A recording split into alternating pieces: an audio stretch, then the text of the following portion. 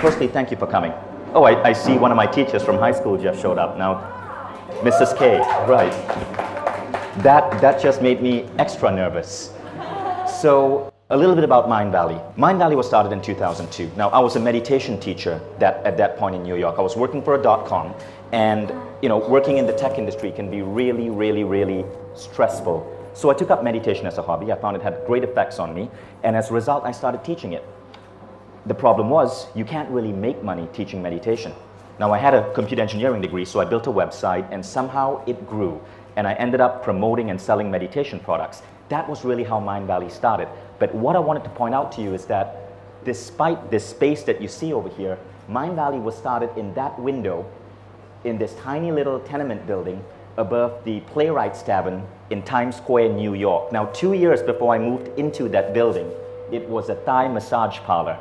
And you know what Thai massage parlor is code word for in Times Square. So yes, Mindvalley was started in the New York whorehouse, former whorehouse, about 11 years ago. Now, since then, obviously, we've grown. Now, we are considered one of the most innovative publishers of personal growth content online. We have about 200,000 students from all around the world consuming our courses online, and about 1.3 million subscribers, and that's growing very rapidly, almost by 100,000 subscribers a month now. So we are going through a period of very, very, very rapid growth. In fact, what is really exciting is that today, just before Project Renaissance, at precisely 6 p.m. today, we were checking our revenue stats, and we just realized that today we hit a new revenue record. So our entire team was celebrating. So I'm really, really happy about that, really proud of the entire team. So anyway, I moved from New York to Malaysia. I'd like to say that I moved from New York to Malaysia, so I could be back in Malaysia because Malaysia is freaking awesome, but it was really because I lost my visa. So I came back to Malaysia, and immediately after about 6 months of working from Coffee Bean or Starbucks in Bangsa, I felt really bored and lonely. I wasn't meeting people, and I just couldn't find the right talent to join the company. And they say that if you're starting a company, the most important thing you got to do is get really smart people. Your first top 10 people have to be total rock stars. At least that's Steve Jobs' advice. But in Malaysia, everyone told me that was impossible because of this. Malaysia loses 1% of its population every single year due to brain drain. According to the Star, 2007, 140,000 Malaysians left the country. That increased to 305,000 between 08 and 09. Massive problem. About half the people I went to high school with are no longer in the country. They're in the UK or Hong Kong or Singapore. Now, Buckminster Fuller is a guy I really admire. Obviously, Su Cheng, our designer, obviously admires him. Now, Buckminster Fuller has this incredible quote, which I really like. So a lot of people were saying, Malaysia sucks. You can't find good talent in Malaysia. Why did you come back? You had a company in the US. And I admit I was frustrated for a while. But I remembered this quote, you never change things by fighting existing reality. To change something, build a new model that makes existing model obsolete. In other words, you don't focus on the problem, you create a vision to render that problem obsolete. So we decided we needed a new vision. We needed to take our mind off that problem that Malaysia was suffering from brain drain and lacking talent. And instead, we created a new vision. And it had to be something bold, something so captivating, something so big that we wouldn't have to worry about the problem. Forget Silicon Valley. The world's greatest workplace was going to happen in a developing country where 1% of the people leave every year. Now, why? Because we figured that if we could pull this off, we give Malaysians hope. More so, we give young Malaysians who think that the opportunities are only in Hong Kong or Singapore or the West a chance to actually stay here and see what they could accomplish. We wanted to set a new benchmark to get Malaysian youth to think about their country in a different way. Over the next few years, we proceeded to do this. And when we first started out, I mean, my dad and my mom are over there. I was renting space from my dad in a warehouse in Cheras. So, it was a really small space. And from 2005, when we moved here till now, we've just been building and building and building, consistently focusing on this vision, world's greatest workplace, the official world's greatest workplace, epic spaces, amazing people, and amazing culture that is studied by companies all around the world. And I believe we're getting close. I've given myself till 2020 to pull it off, but already we've made some incredible progress. For instance, in 2005, we became the first Asian company to win the World Blue World's Most Democratic Workplace Award. Now, that itself is cool, but what's really cool is that within 2 years, 3 other Malaysian companies had won that award. All companies started by ex-Mindvalley people or people who were close to Mindvalley people. In other words, the model we created is replicable. It spreads, and that's what's exciting. So Mindvalley has reached the stage where right now to get into Mindvalley, you got to apply with a video cover letter. So people from all around the world create these beautiful video cover letters to get into Mindvalley. And if you go to YouTube and type in Mindvalley video cover letter, you see just amazingly creative video cover letters. We have 31 countries represented right here in this building right now. And so if you look at my team, you can see they are really diverse. But the greatest thing, and what we really focus on, is a process of personal growth that we call consciousness engineering, which we use to grow our employees. Now see, you've heard about Facebook, you've heard about Google, you've heard about the free barbershops, the cafes, the free massages. Those are perks. That's not really culture. What we look at is something beyond that. We use a model called consciousness engineering to grow people crazy fast. Now, of course, we have an advantage on this because we're not really a tech company, we're a personal growth company. So, we kind of get this. This is our DNA. But what I want to show you, we don't have time to explain consciousness engineering, but what I want to show you is the impact that it's had. Because the most unique thing about Mindvalley is the quality of people that end up here. For example, Kylie was one of our first hires in 2005. Recently, he became a famous Malaysian entrepreneur, sold a company to Groupon. He's now in Silicon Valley advising Silicon Valley startups. Ramesh, who's one of our designers, was just on Astro last week. Wuhan started Webcamp, Malaysia's largest technology group. Dana wrote the world's most viral personal growth article a few months back. 1.2 million people all around the world shared her article on Facebook. Amir, who started out as an intern in Mindvalley from Sudan, Amir wrote a book. He's 26. His book just got published. Foreign Policy magazine in the USA just picked his book as one of the top 25 must-read books of 2013. He's on a list.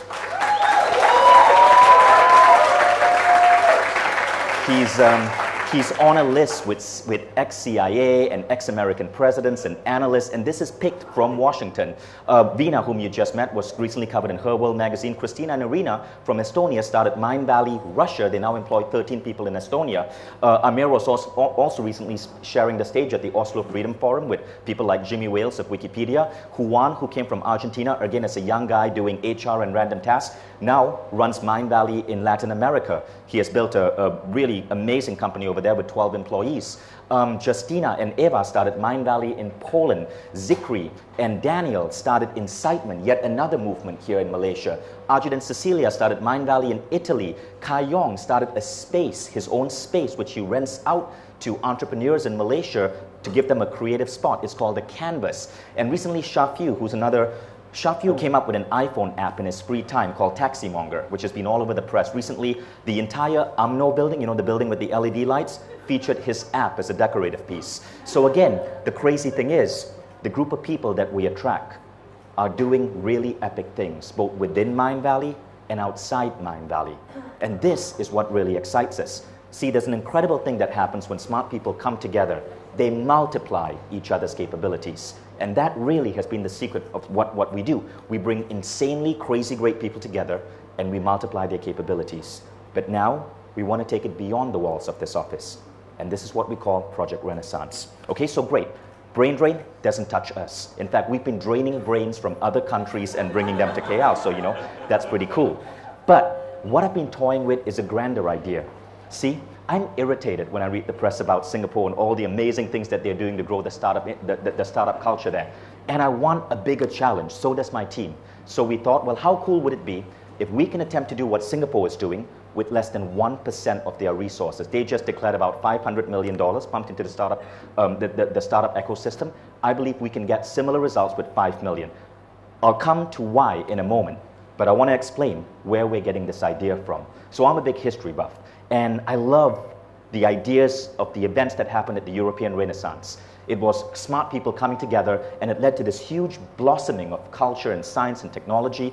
And that particular element kind of repeated itself in the 1970s in a place called Silicon Valley.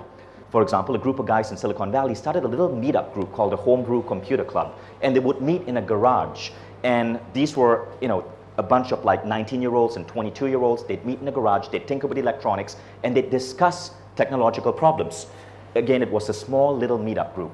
But again, it was that same thing. Smart people coming together, multiplying each other's intelligence. Well, two of the people in that group were Steve Wozniak and Steve Jobs. They would go on to build what would soon become one of the most amazing companies in the world. Can we replicate this? Is there a way we can create groups of smart people that can come together? Now again, the answer is yes. So we accidentally started an experiment about 2 years ago. We were asking ourselves, how can we bring people together? And we thought, well, why don't we try bringing people together in a free auditorium? Now, we used to have this space downstairs, and if you guys took the office tour downstairs, you would have seen it. It's called the Hall of Awesomeness. It holds about 65 people. This is where we hold our company meetings. And we had this guy called Wuhan. So Wuhan is a legend in like the Malaysian tech scene, but he's a legend because he had this idea to, just bring in about 7 different technologists to come and meet in the space and discuss technology. Now, Wuhan's a really smart guy. He's actually a tribe builder. You guys saw the capoeira show? Wuhan brought capoeira to Malaysia. He studied it in Australia, loved it. He came to Malaysia. He married his beautiful wife, Michelle. They have 4 kids now, right?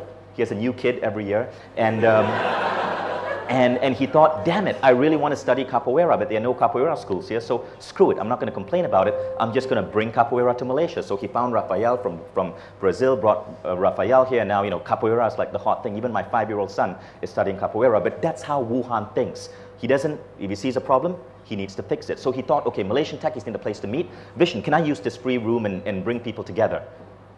First group had 7 people show up. Then it started growing. Then it became standing room only. Soon, Wuhan had about 167 people showing up in a space that could hold 60. We were turning people away from the door.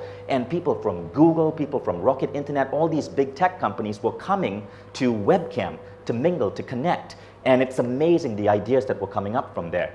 So when we saw this, we thought, wow, this is really kind of crazy cool. Why stop at technology? So we had some other people who started it for filmmakers. We had another group of people, whom you're going to meet later, who started it for kids, Malaysian young people who want to learn public speaking. And all these groups started blossoming for iOS programmers, databases, social media, copywriting, motion graphics, web app, user interface, video editing, web design. Different miniature groups coming together in our space to run their own meetups and TED Talks and connect. These groups had names, Decoded for programming, EduCamp for people who want to create a renaissance in the Malaysian education system, Webcamp for technologists, AdCamp for advertising people. And in the course of 2 years, we had 200 events with 10,000 participants. See, we won the world's most democratic award for the way we treat our employees, right? In a way, we decided to democratize our office. What would happen if we just gave our office space for free to smart Malaysians who needed a place to assemble? And the result was crazy cool. And then these groups went from our space online to build communities. So you can now join the webcam group on Facebook. Almost 2,000 members. But the crazy thing is, these 2,000 members are Malaysia's smartest technologists. If you're an investor, you want to invest in a tech company, you want a programmer, Wuhan's the guy to connect with. So as webcam started taking off, we decided, hey, this is pretty damn cool. And our company was also taking off, and we had to build a new space. So we thought, all right, if Wuhan is getting 167 people into webcam, we need to build a hall that could at least accommodate, that many. We couldn't, so we built a hall that could accommodate 150. And that's where you're in right now. And again, 150 people if you really squeeze closely together. So we started planning this hall. We worked with PDI Design, and this new space was formed. And what is really cool is that recently, in a social media poll on Inc. magazine, it was voted one of the top 10 coolest offices on the planet. So, thank you. Now get the significance of this, right? In most businesses, the number one thing holding back growth is getting smart people, is hiring, recruiting, building smart people. One CEO once said that the most important job of any CEO is to attract the right people. And here Mindvalley was in this unique position. Without having to go out there, without having to advertise, the smartest people in the city were automatically coming here. That is what got really cool, because we could hire so many amazing people. Now, question I want to ask you guys is, right, is like when I talk to these people, I find out why entrepreneurs leave KL, and it's often because they start a company here, they can't find talent, they feel they can't find good mentors, they have high evaluations for their businesses abroad, or they can't monetize. And these are some of the things that have been bothering me. How can we help this? How can we help other Malaysian entrepreneurs? Also boredom. And we thought, well, it's not one thing. We basically have to build an entire ecosystem. Now, some things exist, Cyberjaya exists, certain funds exist, but an ecosystem, the way we're visualizing it, is actually very different. And I'll tell you why.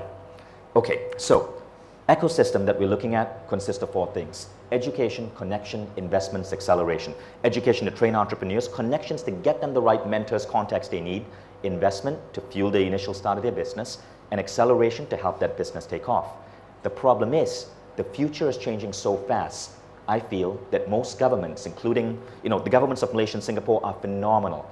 But things are changing at such an incredibly rapid pace that the models that we're building right now are going to be obsolete in a matter of years. I was in Silicon Valley last week in Mountain View. I used to live there in Mountain View. 10 years ago when I lived in Mountain View, Facebook was still 2 years into the future. Everyone was abuzz about this new technology called Bluetooth. Google, people thought it was going to die because it had no money and no business model. Yahoo was the really big thing. The papers like Wired Magazine, they were talking about these two guys who had created this amazing new startup called hotornot.com. It was a completely different world. And look at where the world has come in just 10 years. Technology is accelerating. Ray Kurzweil, who's one of the greatest scientists in the world today, gave a speech recently and he said this: a Maasai warrior in Africa right now with a cell phone, a simple cell phone, not even a smartphone, has access to more information than the President of the United States had 15 years ago. That's Ray Kurzweil. I had lunch with him in New York recently. He's one of the world's greatest scientists.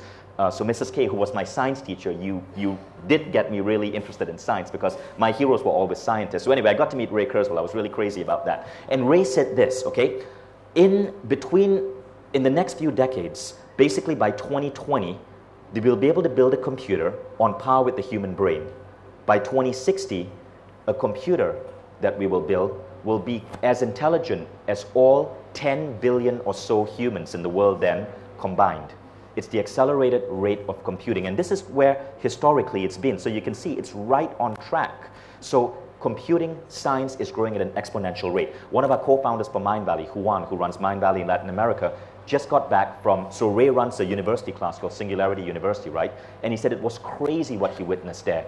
They're building robots that within the next 10 years, they believe, will be able to beat a human being at soccer. Robots. He said the scientists there, they don't care about global warming. They said we don't even have to worry about it. Science is accelerating at such a pace that global warming will not be a problem in the next 10 years or so.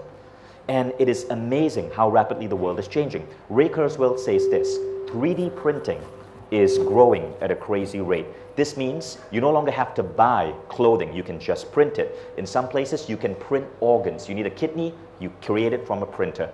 Crazy thing about 3D printing is that these printers are getting cheap. You can buy one now for about 1,500 US. And right now, a 3D printer can produce 70% of the parts needed to create another 3D printer. In 10 years, 3D printing will be able to create all the components needed for 3D printing. In other words, exponential growth of manufacturing technology. So if you're young and you missed the internet revolution in 1995, know that the manufacturing revolution is coming as soon as 2015. And you're going to be able to jump on a whole new bandwagon. And if you feel you run a physical business and the internet has disrupted it somewhat, but not so much, get ready for another major disruption. So the thing is, the way technology is changing the world has to be taken into account when you're building this ecosystem. The second thing is that the world is becoming way more connected. And I'm not talking about the internet. I'm talking about offline connections. There's a belief right now that because we are so connected to the internet, we're no longer connecting outside as much. This is not true. Entrepreneurs today, at least the ones I see in Silicon Valley and the really amazing spaces around the world, are connecting outside the internet. For example, Summit at Sea is a grand entrepreneurial gathering. About 2,000 young entrepreneurs come there. The last one was on a cruise ship. I was there. I actually spoke at the previous one. People like Richard Branson come to hang out and give a talk. Bill Clinton shows up. Then there's Burning Man, which is crazy. Has anyone here heard of Burning Man? Yeah. Burning Man, and if you haven't heard of this, it's going to blow your mind. Every year in close to the desert in Nevada, 50,000 people show up and they build an entire dream city. And they do this for 10 days, then they pack up and they leave. And in this city, no money is allowed. People simply barter and share things freely. They build structures like that. And then when they leave, they tear it down or they burn it down and they take it with them. So at the end of it, the desert is completely pristine the way it was. So it's amazing people connecting together. This is where Silicon Valley goes to connect. Then Mindvalley started its own event, Awesomeness Fest, which is basically like our own little festival for entrepreneurs to connect. So again, the other shift that's happening outside technology is this desire for people to learn from each other, to come together, to connect. So the other trend I wanted to talk about is online schools. Udemy. Had anyone here heard of Udemy? Basically, you can get on Udemy and take some of the most amazing courses on web design, photography, engineering. Mindvalley launched its own online school. Well, we're going to be launching it in a couple of months. This is for personal growth, goal setting, things like that. We also have an online school on an app coming out. Then there's Khan Academy, which is high school, but online. About 2 million students have been trained on math, on science through Khan Academy. So again, online schools are changing the way education works. Then there are revolutions in funding. If you have an idea right now, you can get on Kickstarter and have people give you money. Upstart was just started by a group of ex-Google engineers where if you're a smart 18 or 19-year-old, you have no excuse. You can basically sell yourself on Upstart, and people who feel that you have potential will buy a piece of any future business you create by giving you money. Then there's crowdfunding. Obama recently signed the Crowdfunding Act. Crowdfunding is now legal in the US. It means if you need money for your company, you don't have to go public. You can basically take funding from crowds and be able to manage all of that electronically. So again, things are changing rapidly. Hayden's my son. Hayden's supposed to be starting university in 2026. I'm not saving up for his university because I really believe that by 2026, most of the modern university system will be completely obsolete. In fact, it's probably going to happen sooner than that. So I really no longer care about university. I no longer care about Hayden ever getting a job. In fact, I'd be disappointed if he got a job. Here's why.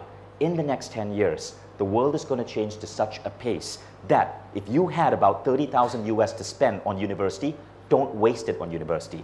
Go to Burning Man. Have direct access to the entrepreneurs there. Attend Awesomeness Fest. Learn about mindset and personal growth. Get on Udemy. Way cheaper than university, but you can learn anything you want. Stanford, MIT now offer their courses for free online. You want to connect? Join webcam. Come to Incitement. Come to the groups over here. When you're ready to start your business, you don't need to worry about funding or beg or borrow from your parents. Get on Upstart or get on Kickstarter to get the money that you want. Try crowdfunding your idea. And when you're ready to take your idea further, you need the right connections, the right backing, the right mentors. This generation is freely giving it to you.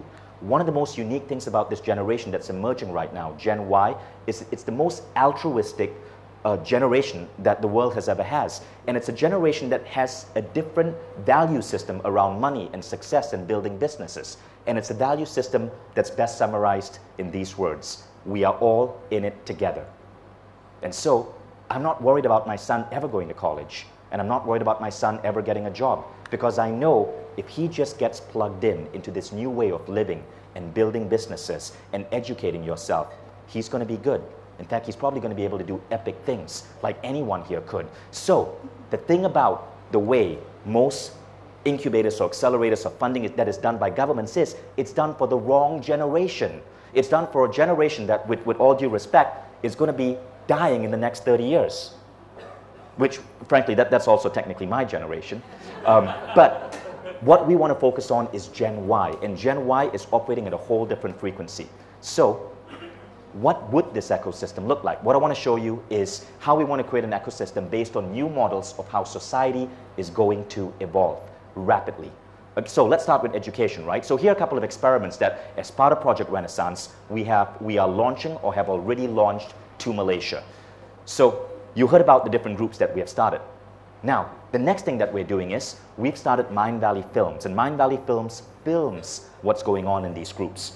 So, in other words, what we are creating here is going to be a virtual college for entrepreneurs. If you're an 18-year-old Malaysian kid and you want to learn about technology and you can't get the right education from your university, well, you can watch webcam live online and learn, from the speakers who are speaking over there. We already started our first online education center. It's called Mindvalley Insights, and it's one of the best blogs for marketing and entrepreneurship. So a lot of the stuff that I train my team on here in Mindvalley, we now film it and we openly share it with the world. We became the world's first company probably to open source our marketing and management. In other words, we are telling people, go ahead, copy us. So you can get on Mindvalley Insights right now if you're an entrepreneur. It's available right now, and go through hundreds of amazing articles, video trainings, really high quality stuff. For example, how to build the world's greatest workplace. And it's really well put together. This is our first experiment with with a free online education center. Recently, one of our articles, 7 Lessons from Building a 15 Million a Year Lifestyle Business, went viral all across the web, and we had like tons of people write to us about how this article had shifted the way they think about entrepreneurship. So Insights is our first one. It's an education portal for entrepreneurs, but we're going to go beyond that. Soon it's going to be business, arts, technology, and so on. Now the next thing we're doing, and we've already started this, is talks at Mindvalley. So we're looking to get world-class speakers here on this stage and have them come here, speak for free to the most influential people in Malaysia so they can get exposed to these ideas. That's Dale Stevens from College. He's another speaker who talks about how the current college education system is going to be disrupted. Recently we had Bob Proctor. You guys have heard of Bob Proctor, right? And Mindvalley has gained a reputation. So many of these brand name speakers who charge like tens of thousands of dollars to talk will come here, visit Mindvalley HQ, and speak for free, just because they respect what we are trying to do. Have you guys heard of Gay Hendricks? Amazing author, also an entrepreneur. He started a company called Spiritual Cinema Circle, sold it for $7 million. Also the author of many best-selling books. One of his best books is The Big Leap. So just to give you an example, last week I got an email from Gay Hendricks. Greetings, Vishen.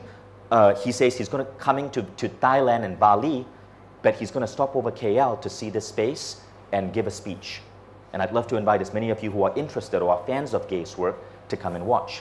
Over the next few years, we're going to get some of the world's most amazing people on this stage. You see those walls over there, the pillars? Notice that they are unusually white. Now, you know my passion for design. I wouldn't let white pillars like that would bug me, but I've kept them bare because those are for autographs and pictures of all the amazing speakers that we're going to bring to Malaysia. And these speakers are going to speak for free at no cost to Malaysians as part of Project Renaissance. It's already happening. Now, the third thing we're going to do for education is start a Mindvalley Fellowship. What I want to do is personally, every year, take 25 young Malaysians between 15 and 25 and sponsor them through alternate education. In other words, they'll still go through the schooling system, but they get access to the brains here at Mindvalley. They have an idea for a business, we'll help advise them. They want to come here and listen to Gay Hendricks, we get them access. The idea is to be with these 25 people and bring in 25 new people, but to stay with them for 10 years. We want to see how many revolutionary entrepreneurs we can create through this degree of coaching. How many new Tony Fernandezes can we create from each batch? So at the end of 10 years, at the end of 1 decade, we would have personally advised, coached, and given amazing support to 250 Malaysian entrepreneurs. And the goal is to get all these guys running million-dollar businesses by the time they are 30. Now, the next thing is connection. So we've talked about education. Now, these are some of the things we're bringing in terms of connections. Okay, so this is another success story that has emerged from Project Renaissance. Here's what I really like, what I think is really cool about what these guys have done. You guys have probably heard the story of Roger Bannister, the guy who first ran the 4-minute mile. Before he ran the 4-minute mile, the story goes, people said it wasn't possible. After he ran the 4-minute mile, within a span of like 10 months, 35 people had run a mile in 4 minutes.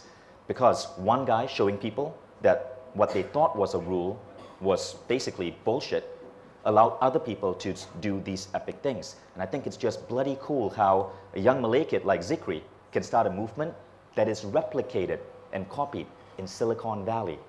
How freaking cool is that? If you're a young Malaysian kid right now, you have no excuse. And in fact, I was at Incitement about 2 months back, and there was an 18-year-old Malaysian kid in the audience. And at the end of Incitement, I remember her getting up, and the speakers were all on stage, and she said words which were just almost brought tears to my eyes. She said, "Thank you guys, because all this while, I always thought that when I grow up, I need to leave Malaysia. You guys have given me hope." And that's what Incitement is doing. So give Zikri and Daniel a big round of applause. Now, Incitement is just one little tribal movement that we are building along with Webcam. Our most successful one so far, which has gone international and now attracts celebrities and best-selling authors and just totally amazing people, is Awesomeness Fest. One of the things about Afest, which is also true, is that the first Afest we started was by accident. That's why it had such a weird name, Awesomeness Fest. It came up with that name after a couple of years and just never bothered to change it. But that Afest got such a big following that by the second one we decided it's turning into a movement. I remember after the first Afest, I was going to LA, and I put up a Facebook status, "Hey, I'm going to be in LA. Anyone who's attended Awesomeness Fest, let's meet up for drinks." 200 people showed up. And it was amazing. 200 people showed up, and these were like some of the most influential people in LA. So photographer Philip Dixon gave us access to his $13.5 million LA mansion to host the meetup. Chip Conley, California's #1 hotelier, gave us access to the rooftop of the Edwin Hotel in Santa Monica for that meetup. And I'm thinking, I can't be taking all these gifts, so screw it. Let's just make Awesomeness Fest a nonprofit. And so to this day, Awesomeness Fest sells out like crazy. You cannot get a ticket. I mean, it sells out way in advance. You have to apply to get a ticket. But all the money that we earn, every single penny, by our own rule, has to be given away. So from Awesomeness Fest in Mexico, we are contributing to Haiti, we're contributing to Kuala Lumpur via Project Renaissance, and we're contributing to expand Awesomeness Fest to Bali, where we'll be benefiting a whole bunch of NGOs in Asia. Emmy Award winner, a Tony Award winner, a best-selling author, some famous entrepreneurs, the 6 African-American woman to ever take a company public. All of those people are the people who attend Awesomeness Fest. We're not just building a festival, we're building a gathering of some of the world's most influential people, all around one idea: personal growth, doing epic things, shaking up the norms of the world, and helping elevate humanity. Next step, all the groups which we are forming over here in our space, Afest is going to be linking them. So all the different talents from that group unite via Afest. So next, investment, which is the third thing. How do we fund ideas? As all these groups come together, a beautiful thing happens. Engineers get to connect with marketers, get to connect with iOS programmers and come up with new technologies, new models. Of course, they're going to need funding. So, amazing ideas have been emerging. For example, Mindvalley is going to be launching a killer mobile app. And the talent we got from this app came from these groups. Now, Kai Lee, who is a very well-known Malaysian entrepreneur, ex-Mindvalley, he's now an advisor. I just met up with Kai Lee in Silicon Valley. Kai Lee is now working for one of the most prestigious business accelerators in Silicon Valley, 500 startups. And he's been there in the Valley networking, and he's actually almost like a co-founder in Project Renaissance. Me, Kai Lee, and Wu Han were like the 3 guys who first dreamed up the entire thing. Kai Lee, plus me, plus a few other people are now working to bring many of the world's top startup funding programs to KL. Within 1 year, people in Kuala Lumpur will have access to the same business accelerators and startup funds that many of the startups in Singapore have in 1 year. It's all going to be happening soon. So the final thing, right? Acceleration. You have the ideas, you have the connections, you have the money, you have this space where you can meet with amazing people. Who will build your companies? So the next project we're working on is talent.mindvalley, which is basically a talent hub that allows you to find the right business partner, the right designer to get your product out, the right copywriter. That's going to be launching fairly soon. And again, we are working with some brilliant minds to get this out. I believe this is going to be the next business that we take IPO. So expect this in the next 6 months or so. Now, one of the cool things about what we're doing with Talent at Mindvalley is, like I said, we really want to also train the next generation of Malaysian entrepreneurs. So we're gamifying the system. For example, if Wuhan was a designer on Talent at Mindvalley, we have a second component of it where you get to volunteer and mentor young Malaysians under 21 who need design help or need advice on their startup. I really believe that 21-year-olds can be building epic companies. Now, if Wuhan were to volunteer to design a blog for this 21-year-old who needs design for a blog, Wuhan gets certain credits that elevates his status and talent, which allows him to then get more clients. So we want to reward our service providers for their act of helping offer mentorship and services to young Malaysians. Again, what we're trying to do is, at a grassroots level, turn 17-year-olds into the next Mark Zuckerbergs. The Mindvalley philosophy is this, and this is really why we do what we do. I used to believe in this definition of leadership. Leadership is about getting people to do the things you want done because they want to do it. That comes from Dwight Eisenhower, but that's a 50s definition, isn't it? That's the kind of definition that allows a president to say, mobilize 1 million men to fight a dumb war. So we decided to rewrite leadership, and this is probably the quote I'm most known for. It's what we call the Mindvalley management philosophy. Leadership is recognizing that we are all one, that every person you lead is as brilliant as you, as talented as you, and has the same capacity for growth and accomplishment. You simply have to remind them of this fact. So everything we do is about this. It's a trickle-down effect. We're not doing it for money, but what we want to do is get the best and brightest in Malaysia to come together, work together, and then trickle down their ideas, their mentorship, their ability to help pull up the next generation. And together, Our end goal is to turn Malaysia into one of the top 20 places in the world to start a .com. I believe we can do this because Mindvalley itself has a phenomenal track record for it. The people in that picture are all Mindvalley employees who have become entrepreneurs. Actually, a lot of them, about 20% of everyone who works for me within 2 years becomes an entrepreneur.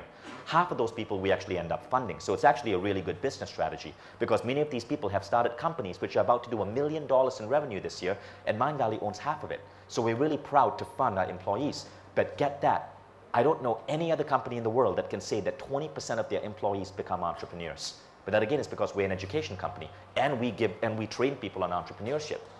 Now, the other cool thing about this picture is all these folks are from different countries, Poland, Sudan, Estonia, and the fact is, because of this mass grouping of talent that we attract, we now want to take Project Renaissance international. In fact, Zikri beat me to it. He already has it in like 20 different countries right now, Incitement. But the next thing is to take Project Renaissance to developing countries all around the world. I really believe that any city, if they get their act right, can create an ecosystem where young people can self-educate, embrace learning, start companies before they hit 20, and do crazy things. Peter Diamandis, who's a friend of mine, he started the X Prize, and his newest company, Planetary Resources, is about to mine asteroids, has this quote which I totally love. Small teams driven by their passion with a clear focus can do extraordinary things, things that large corporations and governments only could do in the past. And that's what Project Renaissance is about. Small teams working on individual projects, all connected through a really cool ecosystem, elevating humanity. So play with us, and we'll have a lot of fun. Next steps, join Webcam. You can find that group on Facebook. Or join Incitement. Get on Talks at Mindvalley list. You'll be getting an email to get on a special priority list. So when we have amazing speakers over here, you'll be able to attend and actually meet people like Gay Hendricks, meet people like Bob Proctor. We want to expose these minds to the most amazing Malaysians so we can help Malaysia's best talent as well. You can get free entrepreneurship training. You can actually reverse engineer Mindvalley on Mindvalley Insights. We want you to do that. You can sign up for Awesomeness Fest in Asia, and again, all the money goes to charity. And soon we'll be launching ProjectRenaissance.com, and you'll be able to sign up there. And all these businesses, these companies, these movements, these funds are all going to be emerging over there. In March last year, I was on Necker Island with Richard Branson. Me and my wife and a few other entrepreneurs were there. And at the end of a party, after everyone else was kind of drunk, I managed to go up to Branson and I asked him this, and I said, okay, dude, you've built like 8 different billion-dollar companies in 8 separate industries. No one in the history of the world has ever done that. And you're always having fun. What's your secret? If you could just summarize it in like one thing, what's your secret? And Branson said this to me. He said, really, it's all about finding people smarter than you, giving them a vision, a mission that excites them, and then getting out of the way, giving them the support, and letting them do their stuff. That's what we're trying to do with Project Renaissance. All I'm doing is building a space. I had no idea what Wuhan is up to, or what Zikri and Daniel are up to. In fact, I talked to them about it maybe like half an hour a year. But it's a trickle-down process, and they are now expanding these into like other countries. So it is really amazing what's going on just from building 4 walls, a ceiling, and a floor where people can gather. This is what gets me out of bed every morning. This is what I'm so excited about. Again, the end goal is this. Within 10 years, and we'll probably do it in like 4 or 5, but within 10 years, Kuala Lumpur will be one of the top 10 places in the world to start a startup, guaranteed. And Singapore better watch out. So anyway, thank you.